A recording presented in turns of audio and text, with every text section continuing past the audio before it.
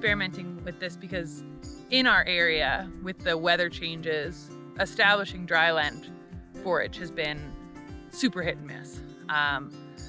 And for us, forage establishment's a huge investment. So we want to make sure we do everything we can to get it to take. We've prepped the seed bed, got it nice and smooth, because we want our alfalfa seed beds really smooth because we can keep it in for about 8 years. And then we broadcast seeded this rye last fall in September. And then this is the result. And we're gonna roll or crimp it and no-till in the alfalfa, sainfoin, and grass blend. And hopefully we'll be able to get a good catch and a dense stand of forage. The rolled rye should help with moisture retention and building organic matter in our soils. I hope that it'll actually extend the life of our alfalfa stands. If we're seeding into if we get better germination and we've got a healthier stand and healthier soils, we'll actually be able to extend that to 8, even 10 years. Leaving it in, we can leave alfalfa in for 6 to 8 years right now. And that's where if we can incorporate this, we could get it down to doing tillage maybe 2 times in 8 to 10 years, which would be really nice for our soils. But we have to sort of commit to this for 5 years and see how it goes. We can compare some dryland and some roller crimped from last year that was seeded, same seed, but seeded differently and seeded a month apart. Definitely initially the dryland establishment was not as good. It looks like it's catching up. So we'll have to watch how this year goes. That's not a great field that we did the dryland establishment in. Like the soil's not super healthy, but that's where this too will help a lot. Adding this amount of green manure back to our soils a couple times during our crop year, or like during our crop rotation, should help us have better water retention and soil structure and all those things. And hopefully that'll result in better forage yields. We're using 2 seeders because the seeder row spacing on these ones is 7 inches. And we're concerned, last year we seeded on a 7-inch row spacing and had good alfalfa establishment, but quite wide between the rows. So just leaves a lot more space for weed pressure later on in the stand's life. So we're hoping that by training the seeders together, the back one is offset by 3.5 inches. So we should hypothetically be able to shrink our row spacing to 3.5 inches. Ideally, we'd modify our own no-till seeder. We should be front mounted instead of rear mounted to get an ideal crimp.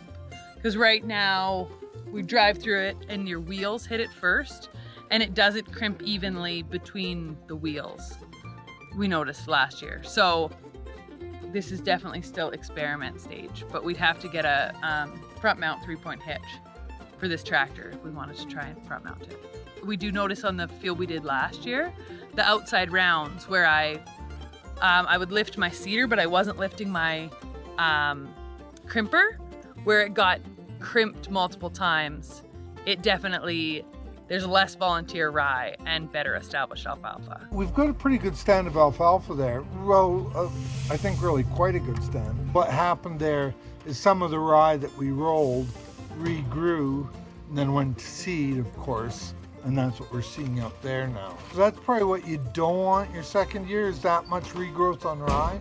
The better we can kill this rye, the better off we are. Apparently if you cut it, it'll really regrow. And that makes sense, because if you went in there and swathed that rye, it would all try to drive up more heads again. We added 2,000 pounds this year. We drove over it twice, and you could even see it lifting behind you as you went. Partially it'll be the rye, but partially I think if you drive over it again with the crimper, you're gonna get better seed soil contact. If there's some seed that wasn't quite pressed into the soil, because you're trying to go through a pretty serious mat.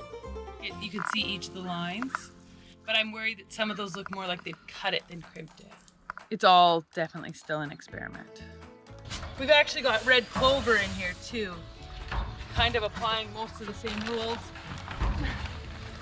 that we've applied to breeding and pasture, but to forage stands, right? Instead of just depending on alfalfa. Spread out that risk a little bit. And theoretically, it would be better a better forage for the livestock because it's more diverse rather than just alfalfa. We've always grown grass with our alfalfa, but if we could get some additional legumes in there too, it'd probably be a good thing.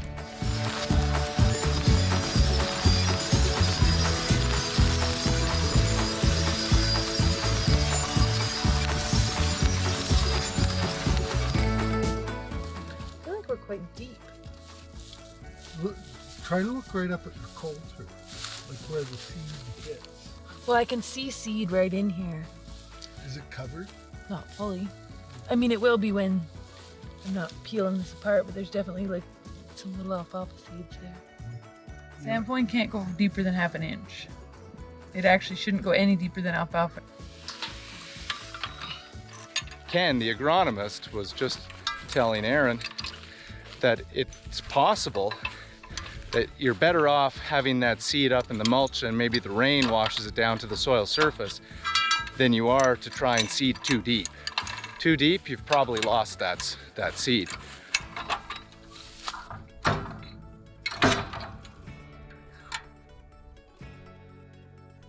So we just took a hose off, so that seed drop is dropping right into the bag, and that's how we collect it to measure it.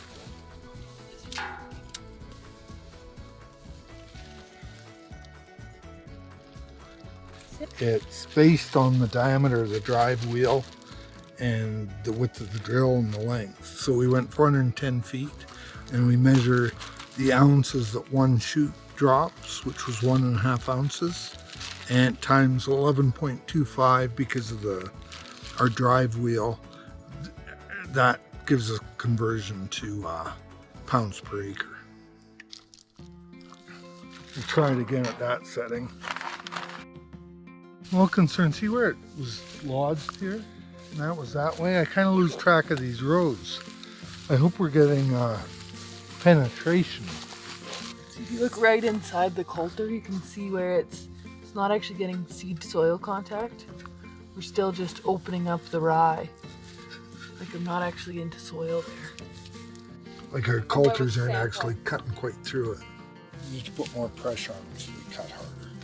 We're happy with it where the rye is standing properly, but we've got a lot of lodged in this field and concerned that when the rye doesn't fall flat, then we're not cutting deep enough and not getting good enough soil contact. We're gonna try and put another modification on the front of the tractor to sort of straighten out the lodged before we hit it with the seeders. Yeah, this is where the magic happens. This is where we bring Brad things and he just turns them into other things.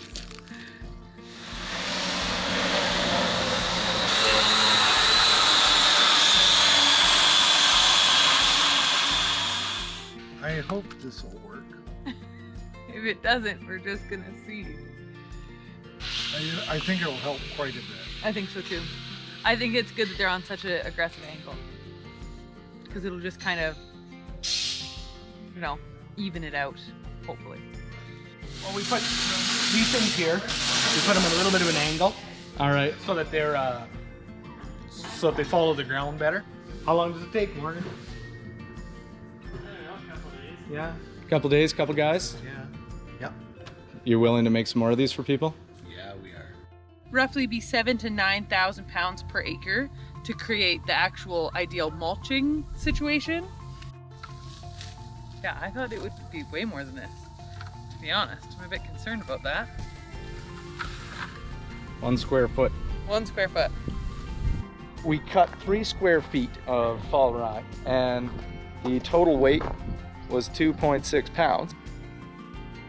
And when you multiply that by 30%, because that's about the dry weight of fresh hay, that's more than 11,000 pounds per acre. which is on the high end of what they say you need for a cover crop. Rather than using a drill, is we just broadcast it. Because for us, the seed is cheap, and with this, you're hard pressed if you seed 40 acres a day, whereas broadcasting, you can seed 4 or 5 times that. So we're probably putting on 250 pounds of rye an acre.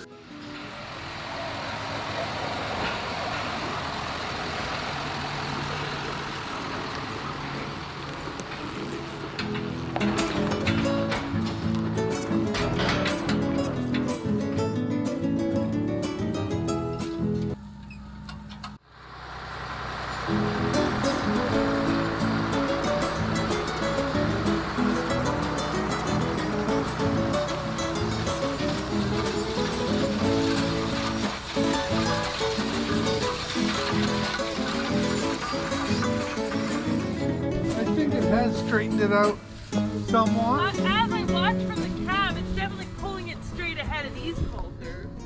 Grabbed quite a chunk, and I was worried it was going to get worse. And But it worked just- its way out. No, it still was holding on to it, but only since that corner.